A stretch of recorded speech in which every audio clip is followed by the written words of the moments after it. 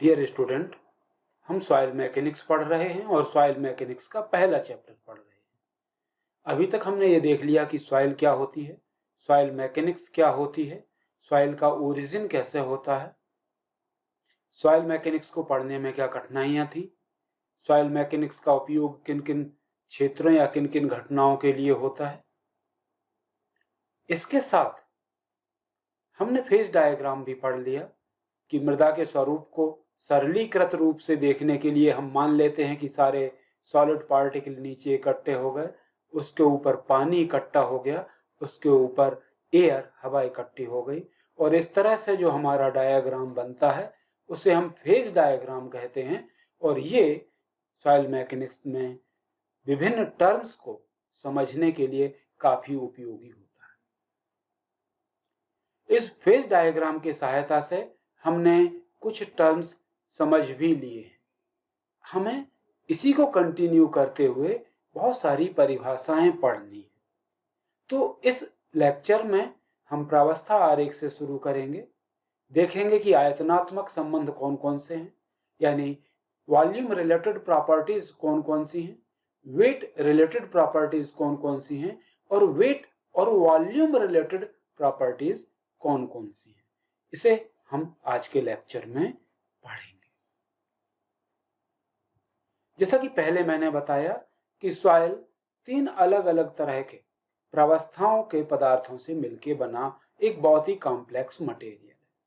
Solid particles हैं, soil solids हैं, पानी है जो कि लिक्विड है, और एयर है जो कि गैसियस कंडीशन में है।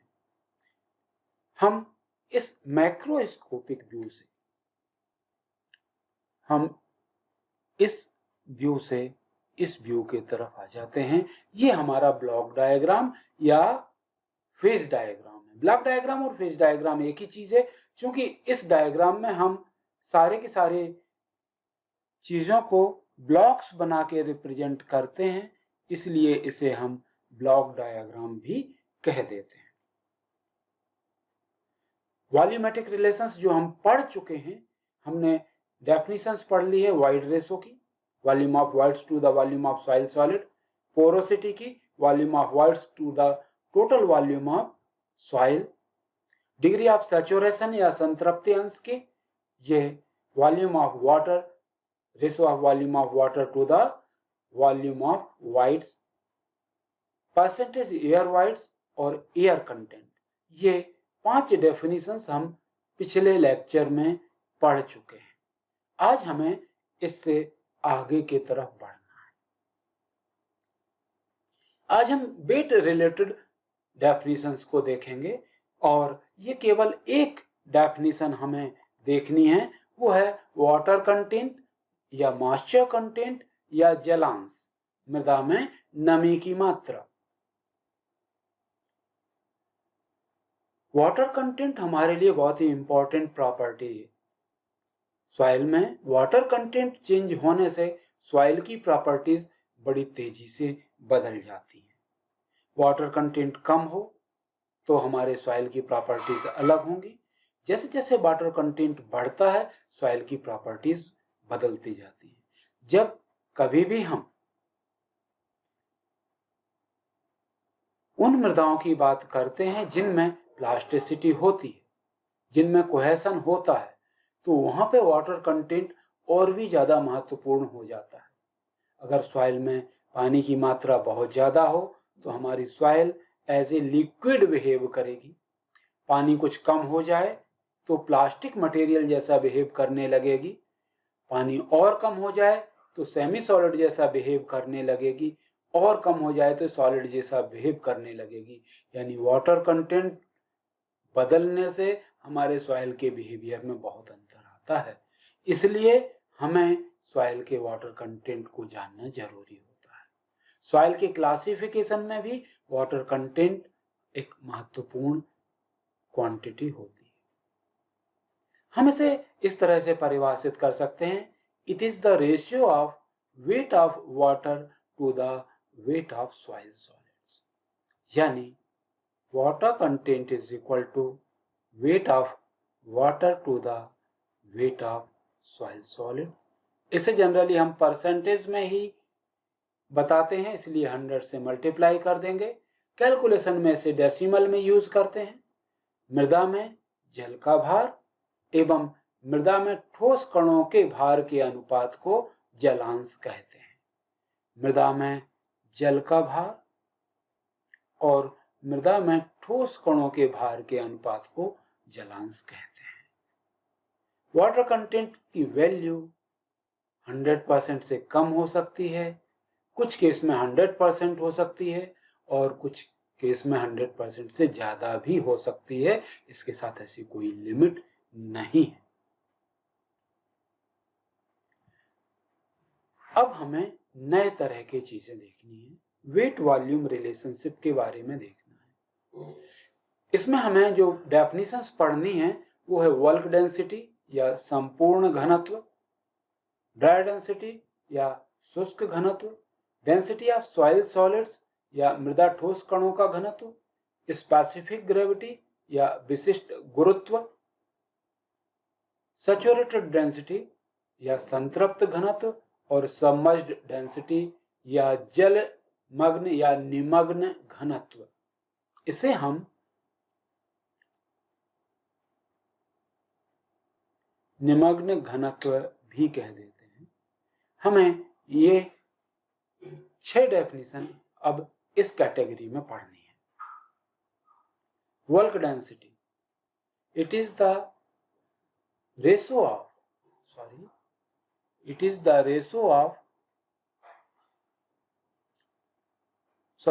it is weight of soil mass per unit volume of soil. It is the weight of soil mass per unit soil mass.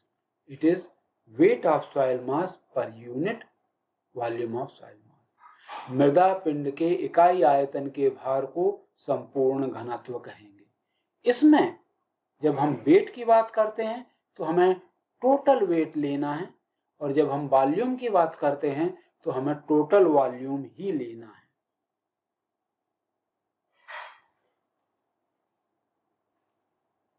जब हम वेट की बात करते हैं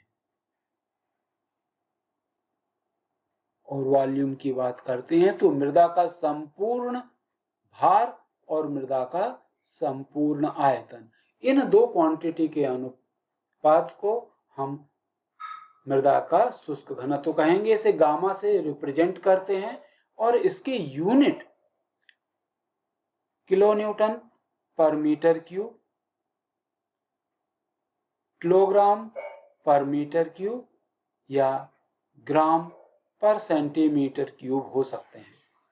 ये तीनों अलग अलग मात्रक में हैं, एसआई मात्रक, एमकेएस और सीजीएस। तो ये भी हमें याद रखना। अगली परिभाषा है हमारी ड्राई डेंसिटी, यानी मृदा का शुष्क घनत्व। It is the dry wait of soil मास पर यूनिट वॉल्यूम ऑफ सॉइल। मृदा पिंड के इकाई आयतन के शुष्क भार को मृदा का ये संपूर्ण घनत्व नहीं होगा, ये शुष्क घनत्व होगा। ये केवल टाइपिंग की गलती है, शुष्क घनत्व कहते हैं। तो ड्राई डेंसिटी यानी शुष्क घनत्व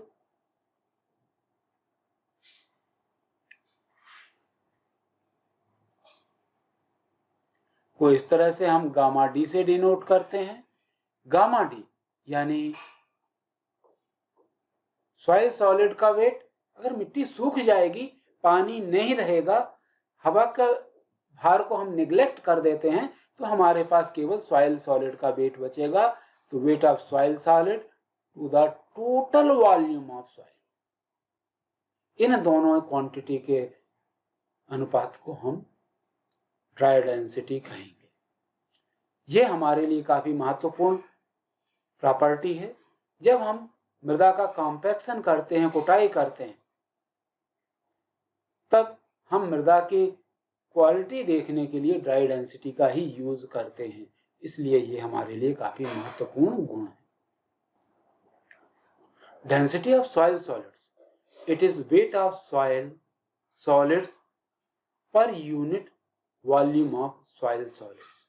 यहाँ पे मृदा के ठोस कणों के भार और मृदा के ठोस कणों के आयतन के अनुपात को मृदा ठोस कणों का घनत्व कहते हैं। हम ऐसा भी कह सकते हैं।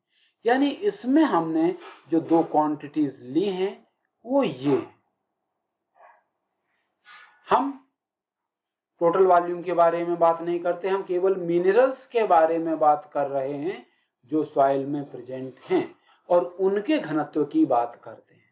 ये हमारे लिए बहुत महत्वपूर्ण प्रॉपर्टी है क्योंकि बेसिकली ये सॉइल सॉलिड्स से रिलेटेड है, सॉइल मास से रिलेटेड ना होके सॉइल सॉलिड से रिलेटेड है। इसे हम गामा एस से रिप्रेजेंट करते हैं। ड्राई डेंसिटी को हम गामा डी से रिप्रेजेंट करते थे, जबकि हम डेंसिटी ऑफ सॉइल सॉलिड्स को गामा एस से डिनोट करेंगे। अगली जो परिभाषा हमें पढ़नी है वो है स्पेसिफिक ग्रेविटी। स्पेसिफिक ग्रेविटी यानी हम किसी चीज से तुलना करेंगे सॉइल के सॉलिड्स की डेंसिटी का। स्पेसिफिक ग्रेविटी सॉइल सॉलिड्स की होती है। It is ratio of density of soil solids to the density of water at 27 degree centigrade.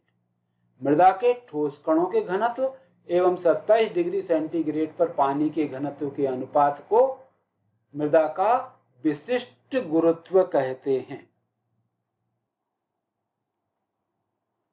यानी gamma S over gamma W is equal to capital G. इसे हम capital G से represent करते हैं। जी का कोई यूनिट नहीं होता क्योंकि ये दो घनत्वों का अनुपात है, तो इसे केवल नंबर से रिप्रेजेंट करते हैं, इसे केवल संख्या से बताते हैं और ये दो घनत्वों का अनुपात है। आमतौर पर फिजिक्स में हम 4 डिग्री सेंटीग्रेड के पानी के घनत्व से तुलना करते हैं। यहाँ पे हमने ज्यादा प्रैक्टिकल होकर रूम टेम्परेचर पे पानी से तुलना की है। अलग अलग तरह की मिट्टियों की स्पेसिफिक ग्रेविटी का एक सिंपल सा चार्ट है। अगर साफ रेत या क्लीन सैंड हो तो स्पेसिफिक ग्रेविटी 2.67 होगी। सिल्टी सैंड हो यानी साद युक्त रेत हो तो 2.67 से 2.7 तक होगी। अगर क्ले हो, मृतिका हो तो 2.7 से 2.8 तक। और ऑर्गेनिक कंटेंट अगर ज्यादा हो, ऑर्गेनिक मृदा हो, उसमें पत्तियां या पेड़ों की जड़ें या इस तरह के ऑर्गेनिक कंटेंट हो, तो सॉइल की स्पेसिफिक ग्रेविटी कम हो जाएगी, 2.2 के आसपास आएगी। तो ये सॉइल सॉलिड्स की डेंसिटी होती है और जिसका पानी के डेंसिटी से हम तुलना कर लेते हैं। अलग अलग तरह के सॉइल्स के लिए वैल्यू क्या होगी स्पेसिफिक ग्रेविटी की, वो आपको इस टेबल से क्लियर हो जाए। सैचुरेटेड डेंसिटी बड़ा सरल है। अगर हमारी मृदा संतृप्त है तो उस वक्त उसका जो घनत्व होगा वो संतृप्त घनत्व कहलाएगा। संतृप्त मृदा का भार एवं मृदा के संपूर्ण आयतन के अनुपात को सैचुरेटेड डेंसिटी कहते हैं। Weight of saturated soil mass to the ratio of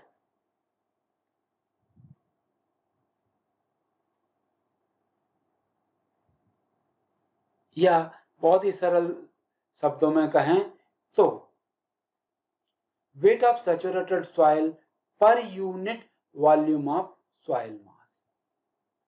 तो यहाँ पे सैचुरेटेड वेट और टोटल वॉल्यूम लिया जाएगा, इससे सैचुरेटेड डेंसिटी आ जाएगी।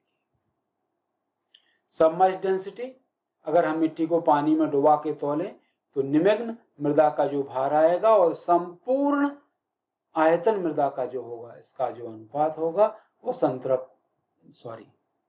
वो निमग्न घनत्व कहलाएगा।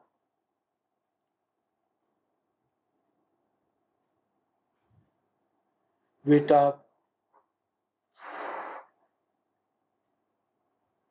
submerged soil mass to the volume of soil mass is called submerged density।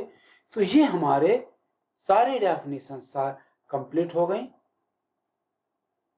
अब एक बात आपसे एग्जाम में पूछी जाएगी कि वो वाइड रेशो और पोरोसिटी में क्या अंतर है। इसे ई से डिनोट करते हैं, पोरोसिटी को एन से। Definition is equal to volume of voids to the volume of soil solid, N ratio of volume of voids to the total volume. Void ratio का यूज इंजीनियरिंग में होता है, पोरोसिटी का agriculture engineering में होता है। Void ratio की value 1 से कम, 1 या 1 से ज्यादा हो सकती है, लेकिन पोरोसिटी की वैल्यू हमेशा 100% से कम होगी। वाइड रेशो को डेसिमल में एक्सप्रेस करते हैं, पोरोसिटी को हमेशा परसेंटेज में एक्सप्रेस करते हैं। ये 5 मेजर डिफरेंस हैं दोनों के बीच में, तो आप लोग इसे भी लिख सकते हैं। ये कुछ रिलेशंस हैं जो कि हमारी डिफरेंट क्वांटिटीज में होते हैं, और ये रिलेशंस आप सबको याद करने होंगे। तो एक वाइड रेशो और पोरोसिटी का जो पहला रिलेशन है, ये वाइड रेशो और पोरोसिटी के बीच में है। दूसरा W into G is equal to E into S, जो कि हमारा रिलेशन है degree of saturation, void ratio, specific gravity और वाटर कंटेंट का। इसी तरह से लास्ट रिलेशन हमारा काफी महत्वपूर्ण है, ड्राई डेंसिटी और बल्क डेंसिटी के बीच में। तो ये रिलेशन आपको याद कर